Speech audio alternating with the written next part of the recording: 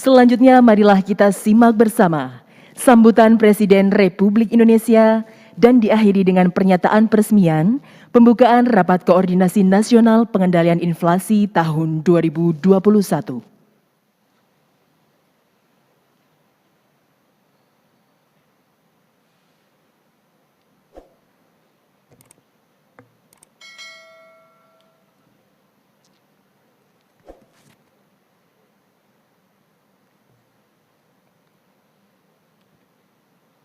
Bismillahirrahmanirrahim.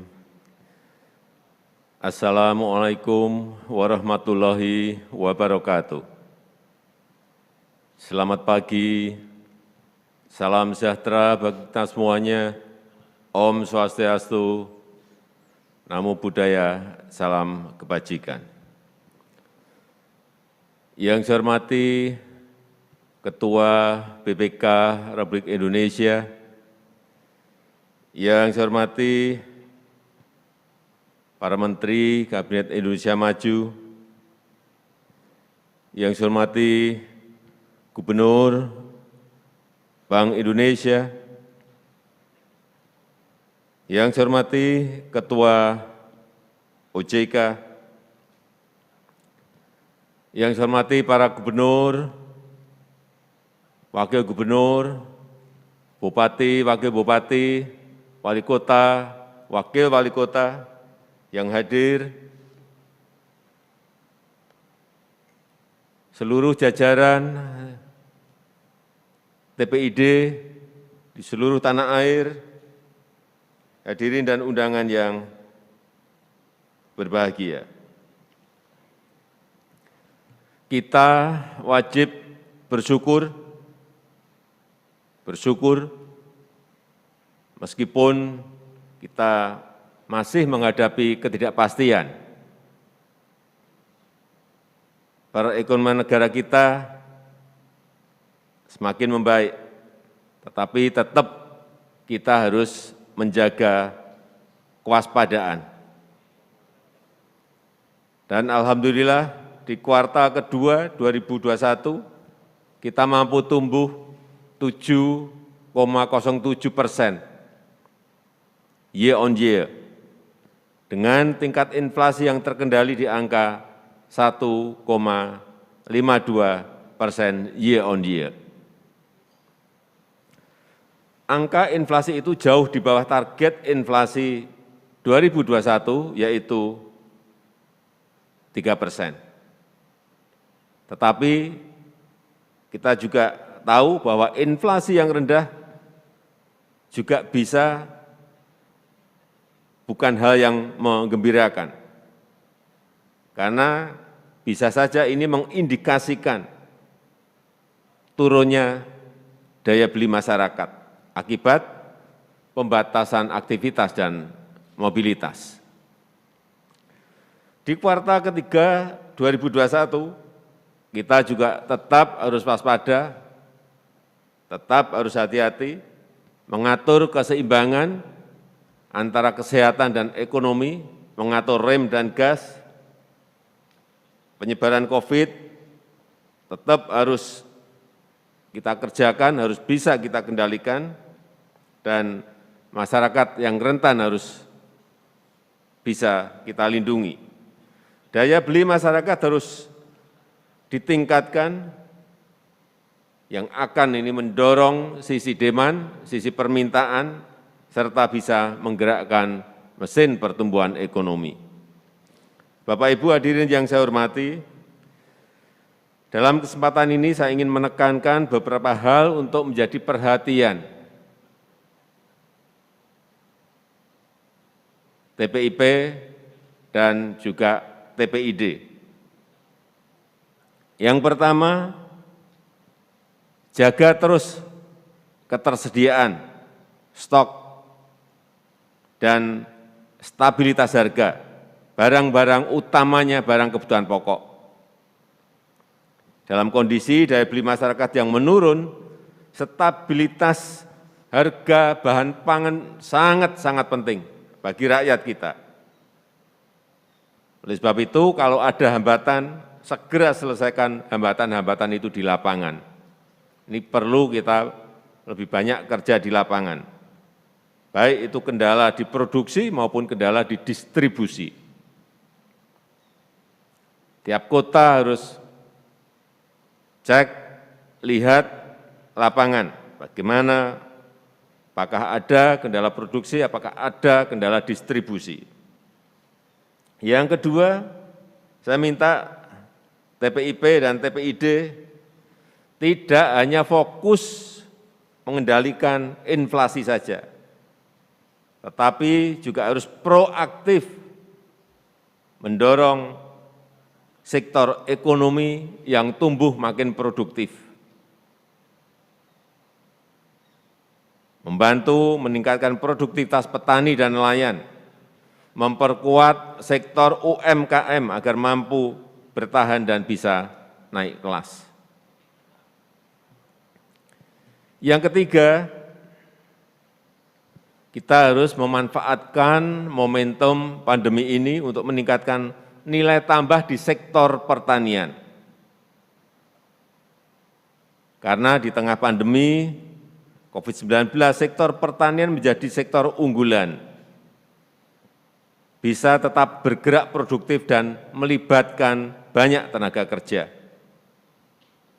Alhamdulillah di kuartal pertama 2021 sektor pertanian mampu tumbuh positif, ini patut kita syukuri, tumbuh positif 2,95%.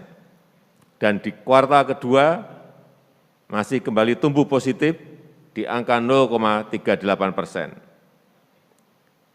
Saya yakin insya Allah di kuartal ketiga sektor pertanian juga masih bisa tumbuh lebih baik lagi. Karena potensi pasar tetap masih sangat besar, baik di dalam negeri maupun untuk ekspor keluar. Kita tahu pada semester pertama tahun 2021, dari Januari sampai Juni 2021, ekspor sektor pertanian mencapai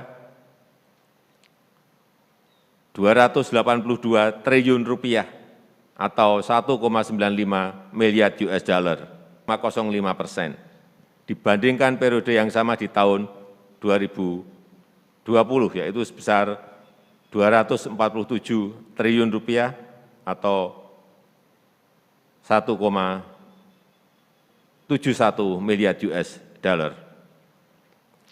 Masih banyak potensi komoditas ekspor yang perlu terus kita kembangkan. Misalnya, minggu kemarin saya melihat yang namanya porang. Ini bisa menjadi komoditas baru yang memberikan nilai tambah bagi para petani. Juga ada komoditas lain seperti sarang burung walet, edamame, dan berbagai produk hortikultura lainnya.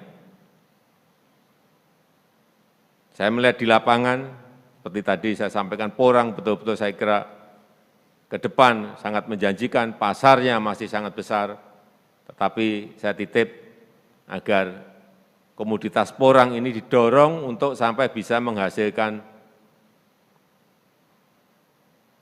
barang jadi, baik berupa kosmetik, berupa beras, atau makanan yang lainnya.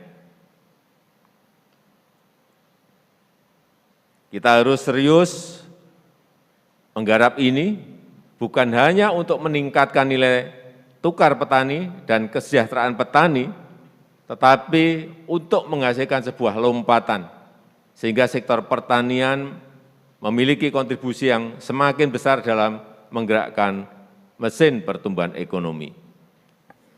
Semua harus disiapkan dari hulu sampai hilir, kelembagaan petani dalam model klaster ini perlu diperkuat, badan usaha milik petani, baik koperasi atau BUMDes juga perlu terus dikembangkan, sehingga nilai tambah dari pasca panen ini terus bisa ditingkatkan. Akses pemasaran harus diperluas dengan menjalin kemitraan dengan industri. Akses pembiayaan juga perlu dipermudah dan disederhanakan. Dalam hal pembiayaan, pemerintah akan terus mempercepat penyaluran KUR, terutama KUR pertanian yang plafon tahun 2021 sebesar 70 triliun, khusus untuk KUR pertanian. Dari total KUR yang ada 253 triliun rupiah. Skema penyaluran KUR akan terus disempurnakan agar sesuai dengan karakteristik usaha-usaha yang ada di bidang pertanian. Persyaratan KUR juga harus terus dipermudah. KUR juga harus bisa dimanfaatkan untuk peningkatan nilai tambah pasca panen, seperti dalam pengadaan RMU, Rice Mill Unit, sehingga KUR semakin dirasakan manfaatnya bagi petani.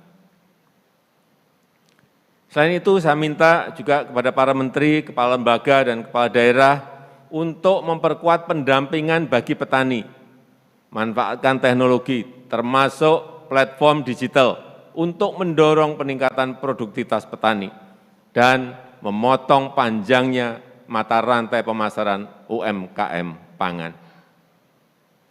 Saya rasa itu yang ingin saya sampaikan dalam kesempatan yang baik ini, dan dengan mengucap Bismillahirrahmanirrahim, Rapat Koordinasi Nasional Pengendalian Inflasi tahun 2021 saya buka pagi hari ini.